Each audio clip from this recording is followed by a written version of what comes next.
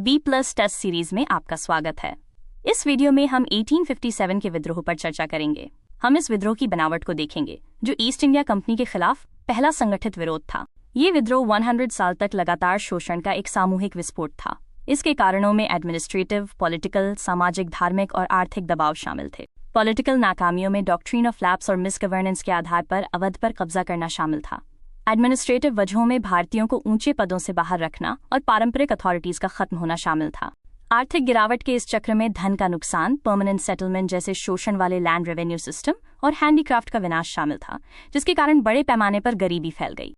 सामाजिक और धार्मिक दखल में सती प्रथा खत्म करने जैसी ब्रिटिश नीतियां शामिल थीं, जिससे कंजर्वेटिव लोग नाराज हो गए, और ईसाई मिशनरी की आक्रामक गतिविधियां, जिससे धर्म बदलने और नस्लीय भेदभाव का डर पैदा हुआ। इसका तुरंत कारण चिंगारी, ब्रिटिश सेना में नई एनफील्ड राइफल का आना था।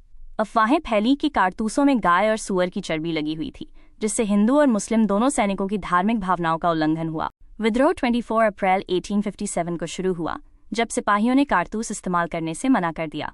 इसके कारण गिरफ्तारियां हुईं और बड़े पैमाने पर विद्रोह हुआ, जो जून-जुलाई तक लखनऊ और कानपुर तक फैल गया, और आखिरकार अंग्रेजों ने दिल्ली को घेर लिया। मुख्य नेताओं और उनके सेंटर्स में दिल्ली में बख्त खान, लखनऊ में बेगम हजरत महल, झांसी में रानी लक्ष्मीबाई, कानपुर में नाना साहिब, बिहार में कुंवर सिंह और कानपुर और ग्वालियर में तात्या टोपे शामिल थे। विद्रोहियों को बिखरी हुई लीडरशिप और सीमित संसाधनों का सामना करना पड़ा। इसके उलट ब्रिटिश साम्राज्य के पास एक जैसी कमांड, टेलीग्राफ जैसे मॉडर्न कम्युनिकेशन और कई रियासतों का सपोर्ट था।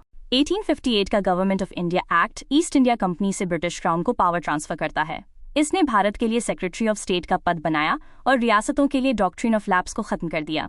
1857 के बाद फूट डालो और राज करो की पॉलिसी लागू की गई, जिससे जाति और समुदाय के आधार पर रेजिमेंट का बंटवारा हुआ और सरकारी नियुक्तियों में मुसलमानों के साथ एडमिनिस्ट्रेटिव भेदभाव हुआ। इससे भविष्य में सांप्रदायिक तनाव के बीज बोए गए। ब्रिटिश पॉलिसी में बदलाव आया।